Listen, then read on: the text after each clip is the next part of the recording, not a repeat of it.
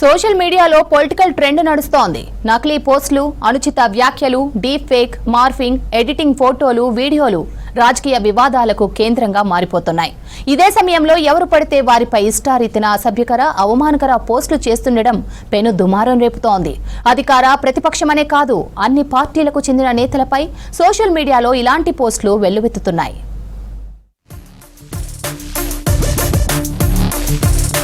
Technology అందుబాటులోకి వచ్చిన తరువాత రాజకీయం మారిపోయింది. ఇప్పుడు సోషల్ మీడియా రాజ్యమేలుతోంది.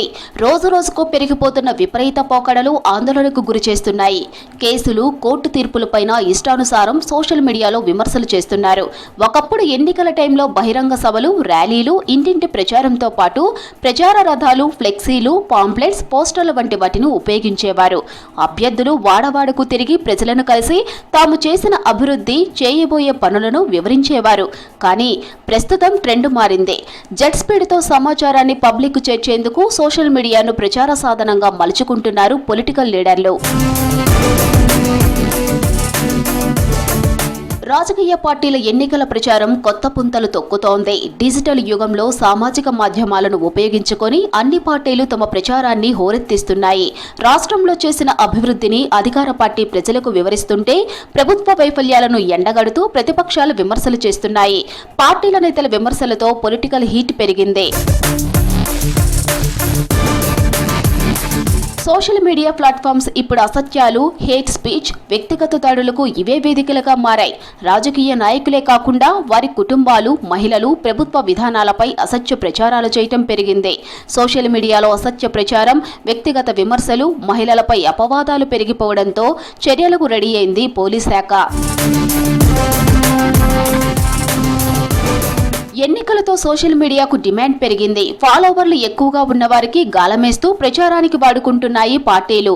అడిగిన మొత్తాన్ని చేతిలో పెడుతున్నాయి. సరదాగా రిలీజ్ చేస్తూ కంటెంట్ ఇస్తూ ఫాలోవర్స్ ని పెంచుకుందామనే వారికి ఇప్పుడు సరికొత్త ఆదాయం వస్తోంది. వివిధ రాజకీయ పార్టీలు ఇప్పటికే ప్రాచుర్యంలో ఉన్నాయి. ఇందులో భాగంగా వాటిపై రీల్స్ చేయటం, పార్టీ నేతల ప్రచారాలు, జనంలో రియాక్షన్ వీడియోలను ఇన్ఫ్లుయెన్సర్లు తమ ఖాతాల్లో పెడుతూ మరింత ప్రచారం కల్పిస్తున్నారు. ప్రస్తుత స్మార్ట్ ఫోన్ యుగంలో అనేక మంది గంటల తరబడి యూట్యూబ్, ఇన్స్టాగ్రామ్, ఫేస్బుక్లో రీల్స్ను చూసేందుకు ఇష్టపడుతున్నారు. దీంతో మంచి కంటెంట్తో రీల్స్ చేసేవారికి వచ్చే పాపులారిటీ సినీ నటుల స్థాయిలో ఉంటుంది. తమ ఫాలోవర్లను పెంచుకునేందుకు వినూత్నమైన కంటెంట్ కోసం ప్రయత్నం చేస్తున్నారు మరికొందరు.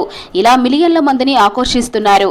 ఇలాంటి వారితో ప్రచారం చేయిస్తే ఈజీగా ఎక్కువ మందికి రీచ్ అవ్వొచ్చని పొలిటికల్ లీడర్ల వార్ రూముల ప్రతినిధులు సోషల్ మీడియా ఇన్ఫ్లుయెన్సర్ల సేవలను వినియోగించుకుంటున్నారు. వారి వీడియోలకు ఎక్కువగా వ్యూయర్ ఉంటే రెట్టింపు ముట్ట చెప్పేందుకు పార్టీలు వెనకడడం లేదు. మిలియన్లలో సబ్స్క్రైబర్లున్న ఖాతాలు, యూట్యూబ్ బ్లాగర్లను ఎంపిక చేసిన ఆయా పార్టీల వార్ రూమ్ ప్రతినిధులు ప్రచారంలో జోరు పెంచారు. రోజు వారి ఖాతాలో ఎలాంటి కంటెంట్ ఉండాలో ముందే నిర్దేశిస్తూ స్పందనని ఎప్పటికప్పుడు చేరవేస్తున్నారు. ఆయా పార్టీల నేతలు ట్రావెల్, ఫుడ్, హోమ్ మేకింగ్ సంబంధిత బ్లాగులు చేస్తున్న వారితో పాటు కొంతమంది నటీనటులను సంప్రదించి ఇప్పటికే తమ ప్రచారాన్ని మొదలుపెట్టారు. బీఆర్ఎస్, కాంగ్రెస్, బీజేపీ ఇప్పటికే సోషల్ మీడియాలో ప్రచారం కంటిన్యూ చేస్తున్నాయి. ఎన్నికలతో పాటు ఏదైనా అంశంపై ప్రజానాడి తెలుసుకోవాలంటే రాజకీయ నేతలు ఈ మధ్య కాలంలో సర్వేలకు ప్రాధాన్యం ఇస్తున్నారు.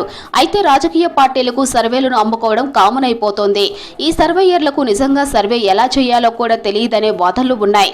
కేవలం మీడియాలో వచ్చే వార్తలు, సోషల్ మీడియాలో వచ్చే వార్తలు చూసి రిపోర్టులు తయారు చేస్తూ ఉంటారు. ఒకరిద్దరు గ్రాఫిక్ ఆర్టిస్టులను పెట్టుకొని అందంగా ప్రజెంట్ చేస్తూ ఉంటారు. అంతకుమించి ఆ సర్వేలో నిజం ఉండదు. నిత్యం ప్రజల్లో ఉండే రాజకీయ నేతలు ప్రజానాడిని ఈజీగా పట్టుకోగలరు. కానీ వారిపై వారికి నమ్మకం ఉండదు. దాన్నే ఈ ఫ్రాడ్ సర్వేయర్లు ఆసరా చేసుకుంటున్నారు. రాజకీయ నేతలు తమకు ఉన్న పవర్తో దందాలు చేసి డబ్బులు సంపాదించుకోవడంలో మాస్టర్లు. కానీ సర్వేయర్లు వారిని కూడా దోపిడీ చేయగలరు. కాస్త విశ్వసనీయత ఉన్న వాళ్ళు కోట్లలోనే వసూలు చేస్తారు. వారు నిజంగా సర్వే చేస్తారా అంటే అలాంటి నెట్వర్క్ వారికి ఉండదు. కనీసం ఓ 10 మంది ఓటర్లతో అయినా మాట్లాడి అభిప్రాయాలు తెలుసుకునే ప్రయత్నం కూడా చెయ్యరు.